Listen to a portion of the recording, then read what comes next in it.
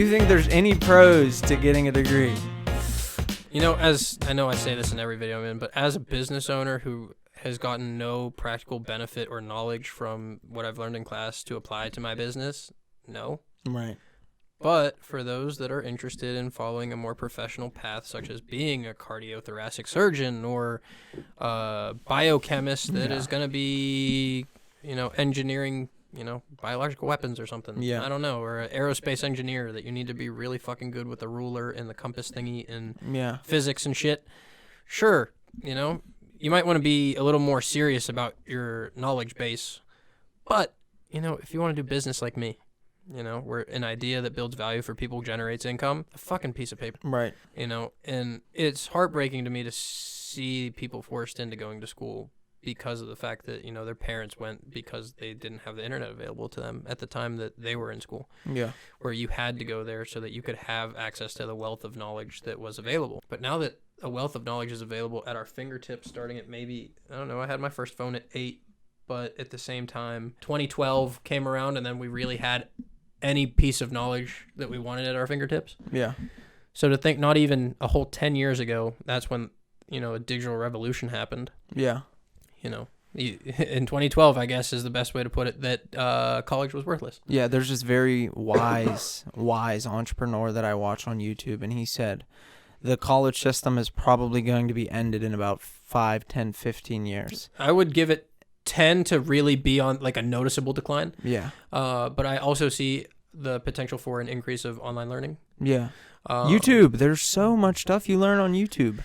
The problem is that there's a lot of misinformation on YouTube or opinion pieces rather than facts. But then let's look into the classrooms that we go into every week. I mean, they're how much misinformation they're definitely we're told? Biased. I mean, there's classes last semester that I was taught on VHS tapes, 25-year-old technology. Yeah. Which is disappointing as hell. Now, given it was you paid for that.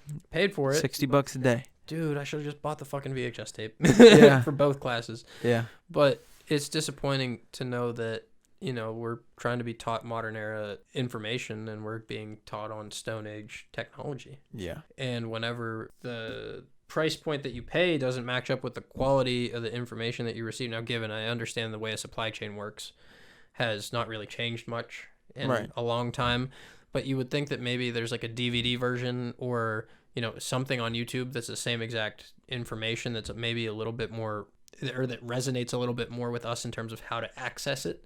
Yeah. Because believe you me, if I needed that videotape to survive, I would not go out of my way to buy a fucking VHS player and that tape. No way. And I wouldn't sit there and put my fingers in it and rewind it like I used to with The Grinch in 2004. Yeah. Or Rudolph or whatever.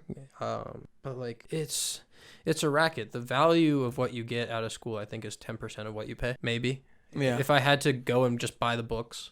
Right. And not care about the professor's salary or the overhead that the school was running into or just simply the greedy profits that they're after. Yeah. I think that that's realistically where it's at. And yeah, especially for like going to med school and whatnot, $500,000.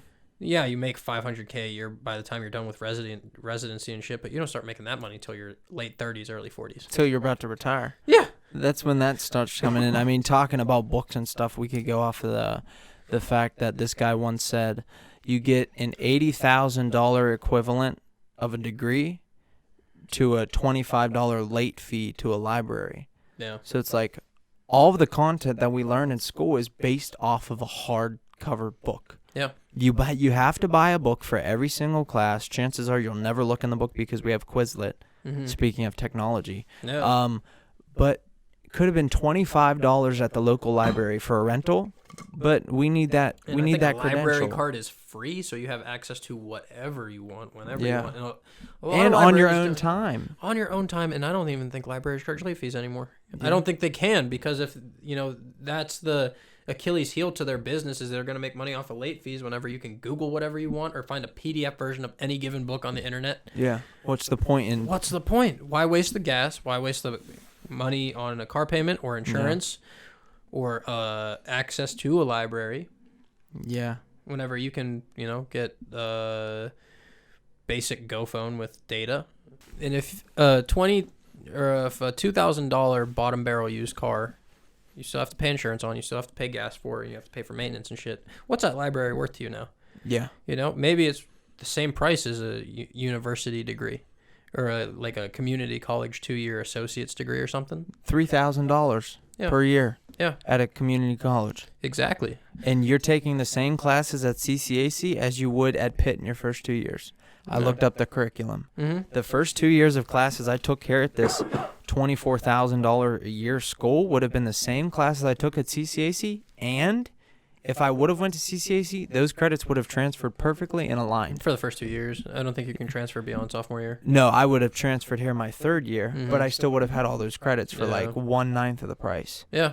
It's ridiculous, and the value proposition of schools is only dwindling more and more. Yeah. You know, you look at the fact that you have, and we touched on this in an earlier video that we shot today, but you have this kind of really, really greedy three-way going on consistently and constantly, and it's only going to last a little bit longer, I think. Yeah. But you have businesses and jobs or, you know, companies looking to hire qualified people that only want the most qualified people. So they put the expectation or the requirement down that you need a minimum of a bachelor's degree in order to qualify to even be considered for this job. So that means everybody needs to go to school that wants a better opportunity at making more money or a better job or a more technical job. And then you have the schools that are providing this degree, but increasing the cost more and more because of the fact that they know that people need that to get a decent job.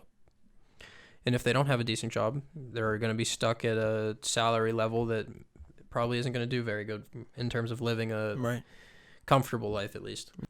So with colleges increasing the cost of tuition exponentially over the course of the last 10 years, knowing that they're only going to be able to milk this for so long, especially with the advent and the developments in technology and the access to the internet and the programs and whatnot that are available online at your leisure from your home. Public knowledge, public access. It's all public access. Exactly. Knowledge. Then you have an increase in the amount of debt people take on in order to get a better job, which is kind of stupid if you really think about it. You're willing to go into more debt for a job that isn't paying anymore than it was before, you know, outside of accounting for inflation and whatnot. Then you have the government that doesn't let you file bankruptcy and get rid of your student loan debt in the event that you can't pay for it. So what does that leave us with? That has us with the dumbasses that take out these loans that can't get a job to pay them off and live comfortably or even at all, also isn't giving them opportunities to get out of that debt. Right. So I wonder why. It's funny that it sounds as if they have a little system going on there. It does. Is that one of the only things you can't bankrupt out of?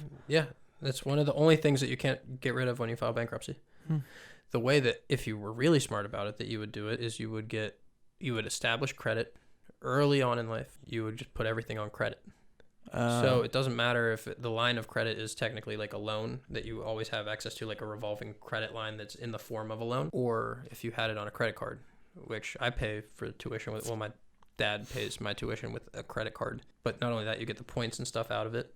And not that, you know, we're in an unsound financial situation, but worst comes to worst, both my parents lost their job, you know, and needed to file bankruptcy, say they didn't have any savings, it would eliminate the repayment of that tuition, or it would lessen the amount in terms of like what a collections agency would ask for in order to make everything square with the school as well as us, right? Or the, you know, whatever credit card company that, you know, finance the charge.